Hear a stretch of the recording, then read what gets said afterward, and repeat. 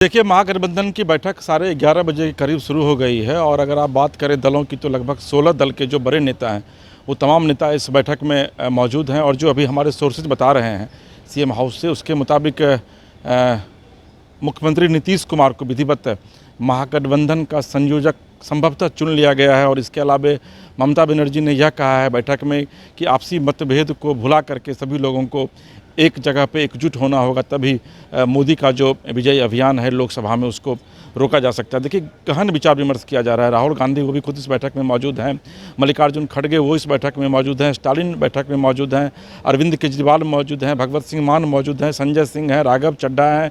इसके अलावा झारखंड के मुख्यमंत्री हेमंत सोरेन हैं, शरद पवार इस बैठक में आए हुए हैं। तो तमाम जो बड़े चेहरे हैं जो विपक्ष के, वो तमाम लोग, उद्धव ठाकरे पहुंचे हुए हैं, उनके बेटे भी साथ में हैं। तो तमाम, संजय राउत साथ इस बैठक में हैं। जम्मू कश्मीर के पूर्व मुख्यमंत्री मुफ्ती मोहम्मद सईद जो हैं वो भी इस बैठक में आए हुए हैं, महबूबा आई हुई हैं। तो एक तरीके से आप ये कह सकते हैं कि तमाम जो महागठबंधन के जो घटक दल हैं उसमें अखिलेश यादव वो भी यहाँ पर पहुँचे हुए हैं। और एक बात, इसी बात पर चर्चा हो रही है कि किस तरीके से जो नरेंद्र मोदी हैं उनको लोकसभा चुनाव में 2024 में किस तरीके से शिकस्त दी जाए, विपक्ष का चेहरा कौन होगा, किस तरीके से उम्मीदवारों को उतारा जाएगा। तो इन तमाम मुद्दों को लेकर के साढ़े 11 बजे से जो मैराथन बैठक शुरू हुई है उस बैठक का दौर अभी भी जारी है और लगभग 2:30 बजे तक ये इस बैठक के चलने की संभावना है। और उसके बाद फिर ये तय किया जाएगा कि वाकई में कौन क्या होता है। हमारे साथ मदन भी हमारे सहयोगी हैं। मदन, सुबह से आप लगे हुए हैं, इस खबर को कवर कर रहे हैं। और आपको एक चीज़ और बता दें कि पटना का जो पारा है वो 44 डिग्री के करीब, यानी कि आप धूप में खड़े नहीं हो सकते हैं। लेकिन उसके बावजूद जो हमारे जितने भी सहयोगी हैं वो लगातार सुबह से पल पल का आपको अपडेट दे रहे हैं। मदन, क्या कुछ आपको लगता है कि जो बैठक की जो शुरुआत हुई है और जो बॉडी लैंग्वेज कह रहा है नेताओं का, वो क्या कुछ बयां कर रहा है? बिल्कुल, देखिए, सिर्फ मौसम का ही पारा नहीं बल्कि राजनीतिक पारा भी अभी चढ़ा हुआ है पटना में। और पूरी देश की निगाहें जो है वो पटना पर टिकी हुई है, चाहे वो मीडिया जगत से हो या फिर राजनीतिक जगत के लोग हों या फिर आम लोग भी हैं। वो आज ये इंतज़ार कर रहे हैं कि ये बैठक जो चल रही है वो कब ख़त्म हो और उसके बाद जो एक विधिवत घोषणा होना है कि आखिर बैठक के बाद क्या कुछ निकल कर आया है। अभी तक हम लोग जान रहे हैं कि कई पार्टियों के अपने अपने जो कई सवाल हैं, कई विषय हैं जिसको लेकर के वो अपना ग्रीवांसेस जो है इस बैठक में रख रहे हैं। लेकिन अब जो बातें सामने आ रही है उसमें सबसे मुखर होकर ममता बनर्जी जो है वो ये कह रही हैं कि अगर बीजेपी के विजय अभियान को रोकना है और मोदी को हराना है 2024 में, तो फिर हम सबों को एकजुट होकर के अपनी एक ताकत दिखानी होगी, तभी जाकर के इस विजय रथ को हम रोक सकते हैं। तो अब जब ममता बनर्जी ने बैठक में ये पहल की है तो देखना होगा कि कांग्रेस की तरफ से क्या कुछ प्रतिक्रिया आती है, क्योंकि महत्वपूर्ण ये है कि कांग्रेस ही सबसे बड़ा दल इसमें है। भले ही नीतीश कुमार को एक संयोजक के तौर पर माना जा रहा है और नीतीश कुमार ही अगुवा बने हैं इस विपक्षी एकता के लिए।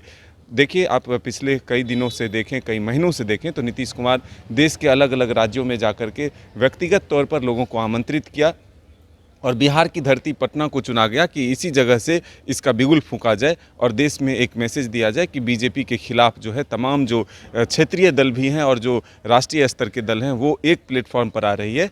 और एक जो सबसे महत्वपूर्ण फार्मूला तय करने की कोशिश की जा रही है कि अभी तक बीजेपी को फ़ायदा यही मिलता रहा कि अलग अलग राज्यों में वो क्षेत्रीय दल को तोड़ते रहे, एकजुट जो महाजुटान जिसको अभी हम लोग कह रहे हैं वो नहीं होने दिया। यानी कि अगर कहीं भी उम्मीदवार तीसरे मैदान में आ जाते हैं तो इसका सीधा लाभ बीजेपी को मिलता है। और इस बैठक में सबसे महत्वपूर्ण विषय इसी को रखा जा रहा है। सारे गिले शिकवे को भुला करके प्राथमिकता ये दी जा रही है कि इस बार के 2024 के चुनाव में बीजेपी के खिलाफ एक उम्मीदवार हो, यानी कि बीजेपी बनाम जो महागठबंधन है, जो विपक्षी एकता है, उसके एक उम्मीदवार हो, चाहे वो दल किसी के भी हों, कोई भी दल हो, दूसरे दल के उम्मीदवार हो, लेकिन साझा उम्मीदवार हो।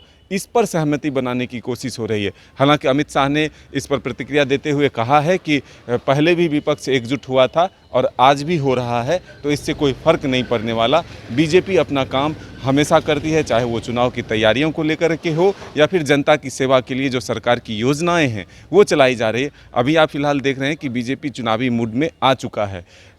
केंद्र सरकार के 9 वर्ष पूरे हुए हैं और उसके उपलब्धियों को लेकर के 1 महीने से महाजनसंपर्क अभियान चलाए जा रहे हैं। राष्ट्रीय स्तर के नेताओं का दौरा जो है प्रत्येक राज्यों में हो रहा है और जो बीजेपी के राष्ट्रीय अध्यक्ष हैं वो भी कल झारखंड में आकर के अपनी एक सभा कर चुके हैं। 29 तारीख को वो लखीसराय भी आ रहे हैं मदन। और एक चीज़ जो है कि चूँकि मायावती से जो हमने खास बातचीत की, तो ममता बनर्जी से हमने खास बातचीत की, तो आप देखेंगे कि ममता बनर्जी का जो बॉडी लैंग्वेज था, ममता बनर्जी काफ़ी खुश नज़र आ रही थी और उन्होंने हाथ जोड़कर यह कहा कि आप लोग भी दुआ कीजिए। आपको क्या लगता है कि ममता बनर्जी के इस शब्द के पीछे क्या कुछ राज, क्या कुछ रहस्य छिपा हुआ है?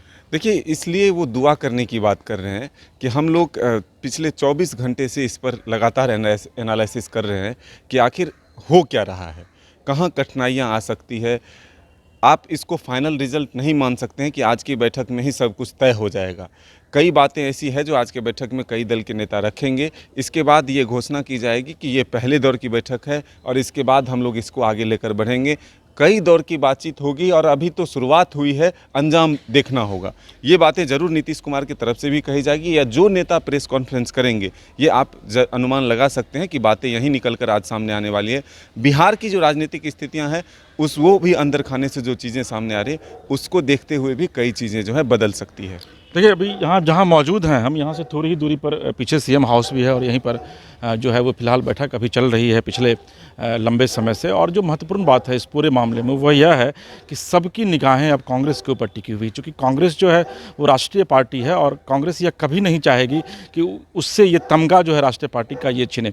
दूसरी जो महत्वपूर्ण बात है, जिस तरीके से भी हमारे सहयोगी मदन बता रहे थे कि निश्चित तौर पर ये एक पहली बैठक है और इस बैठक से एक आगाज़ आप कह सकते हैं, लेकिन इसका आने वाले दिनों में अंजाम क्या होगा ये तो आने वाला वक्त तय करेगा। लेकिन इतना तय है कि इस बैठक के बाद बीजेपी खेमे में और खास करके एनडीए खेमे में बेचैनी बढ़ी हुई है। हालांकि अमित शाह जो है वो अभी एक रैली को संबोधित कर रहे थे, उन्होंने यह कहा है कि जो ये महागठबंधन बन रहा है इसमें जितने भी विपक्षी दलों के नेता आ रहे हैं वो कभी भी एक मंच पर नहीं आ सकते हैं, चूँकि सबके अपने अलग अलग मंसूबे हैं।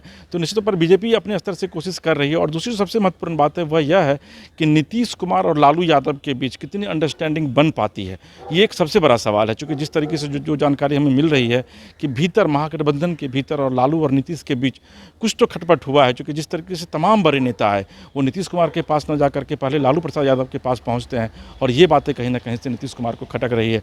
हालांकि अभी बैठकों का दौर जारी है और क्या कुछ परिणाम सामने आएगा इस बैठक के बाद ही पता चल पाएगा। Over to studio.